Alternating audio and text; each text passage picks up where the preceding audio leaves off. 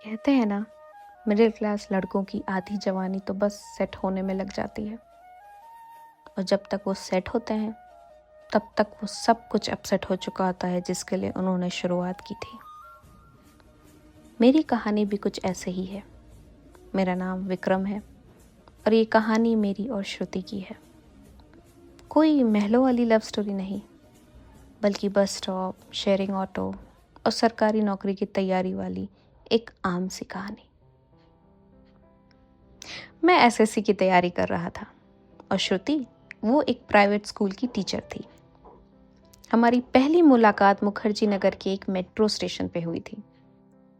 Middle class के प्यार की शुरुआत अक्सर ऐसी ही होती है ना, कभी नोट्स शेयर करते हुए तो कभी बारिश में एक ही छतरी के नीचे। हमारे प्यार के गवाह कोई महंगे रेस्टोरेंट नहीं थे, बल्कि हमारी डेट्स होती थी नुक्कड़ वाली चाय की टपरी और 20 रुपए प्लेट वाले मोमोज। हम घंटों बैठकर अपने भविष्य के सपने बुनते थे। श्रुति अक्सर पूछती थी, विक्रम, अगर तुम्हारी नौकरी नहीं लगी तो क्या होगा?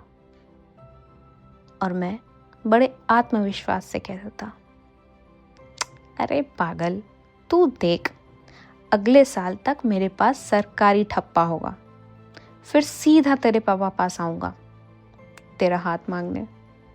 हम ईएमआई पर एक छोटा सा 2 BHK फ्लैट ले लेंगे और एक सेकेंड हैंड ऑल्टो, बस। और क्या चाहिए जिंदगी में यार। वो इतना सुनकर हंस देती थी। उसकी हंसी में दुनिया भर का सुकून था। लेकिन मिडिल क्लास सपने की टाइमिंग अक्सर खराब होती है ना। मेरे एग्जाम कभी लीक हो जाते तो कभी रिजल्ट कोर्ट में अटक जाता।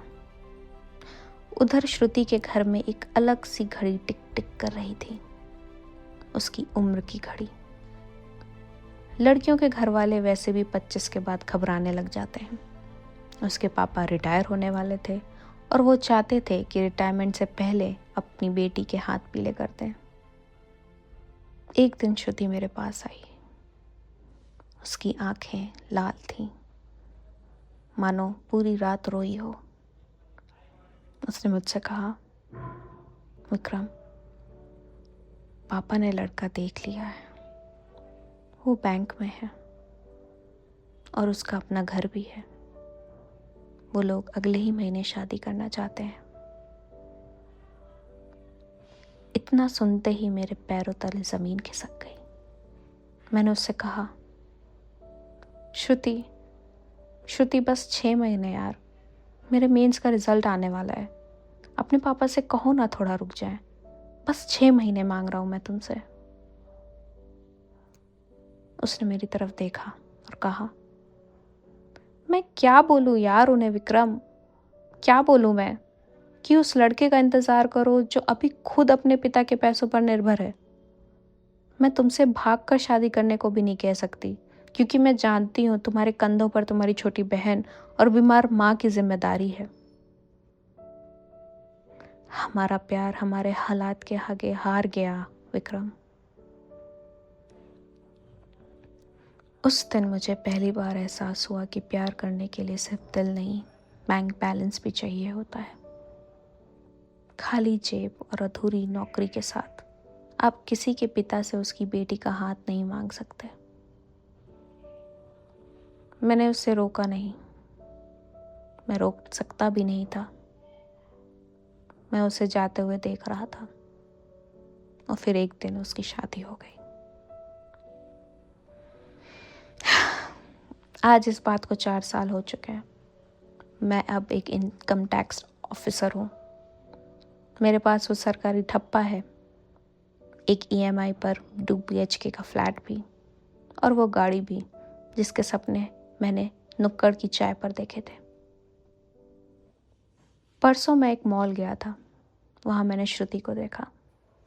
वो अपने पति और एक छोटे से बच्चे के साथ थी। वो खुश लग रही थी। उसने मुझे देखा। हम दोनों की नजरें मिली।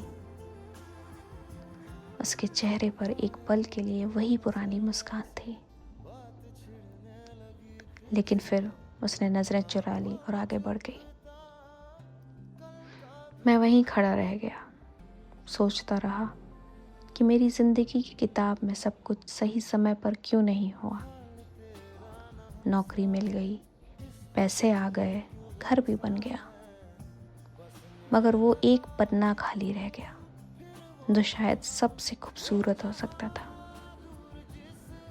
सच है ना, मिडिल क्लास कहानियों में अक्सर हीरो विलेन से नहीं हारता, वो अपने ही हालात और वक्त से हार जाता है।